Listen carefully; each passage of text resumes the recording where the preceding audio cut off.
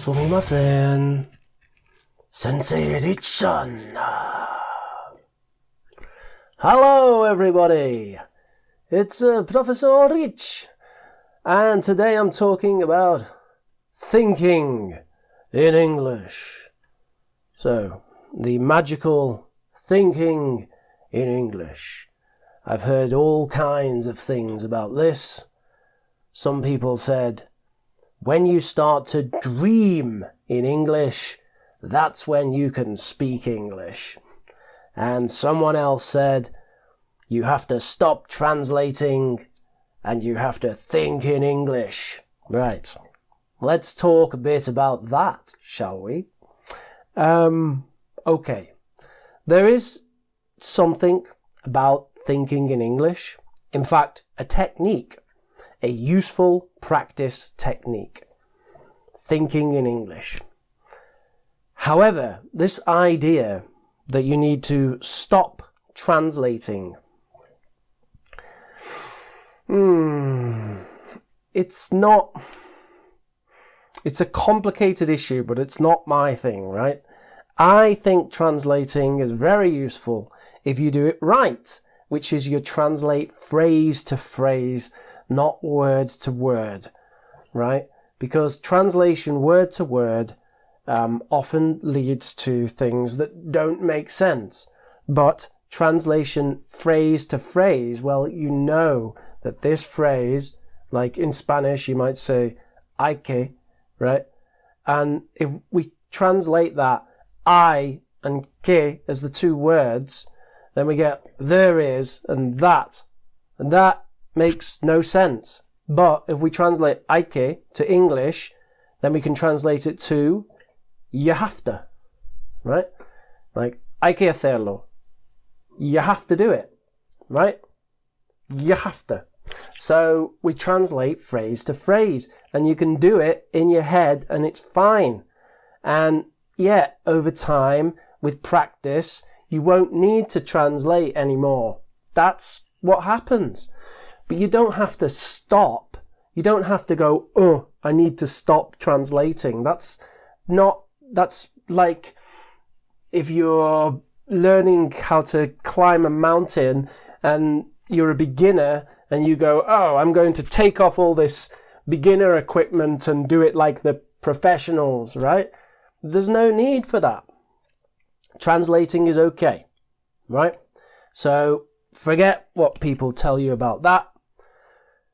However, let's talk about thinking in English. So, thinking in English, let's not think about, how do I get to the magic transition where my brain now thinks in English and this is important to happen. Forget that, okay? There might be a time when you're exposed to lots of English and you start to naturally have subconscious not subconscious, but automatic thoughts in English. Great, okay? But it's not something as language learners that we need to focus on or consider. However, there is a technique, a practice technique, thinking in English, which is really useful for oral fluency. So this is an oral fluency practice technique, okay? And there's two main ways that I've used it when I was first learning Spanish many years ago now. And this is how I teach it to my students. But you can do many different things with it. You be creative with it and do it the way you want to do it.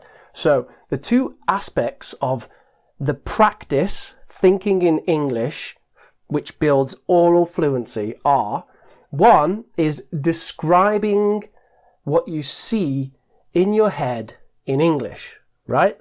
So I could look out my window and say, there's a red bus over there. Next to the red bus, there's a woman in a yellow dress and she's wearing sunglasses.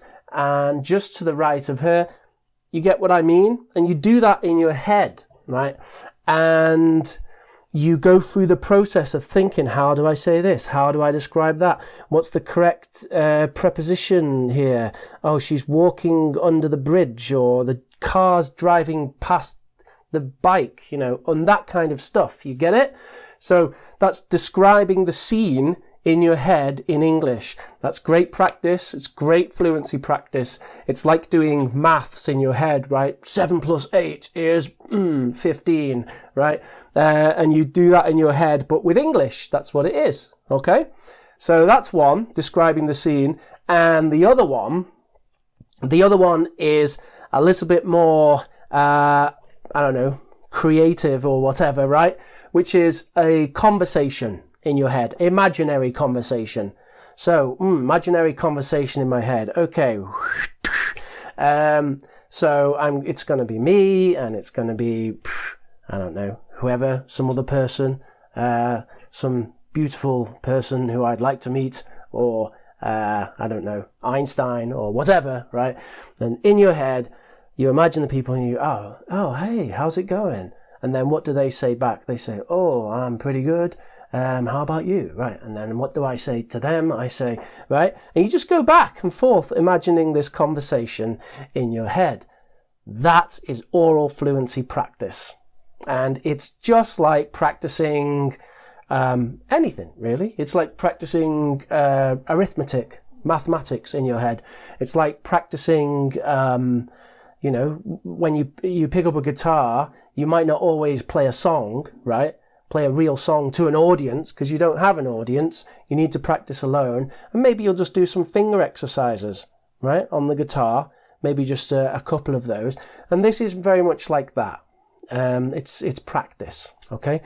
Now, you can take it one step further, and you can say it out loud. And then you're practicing the pronunciation as well. That's fantastic. That's even better.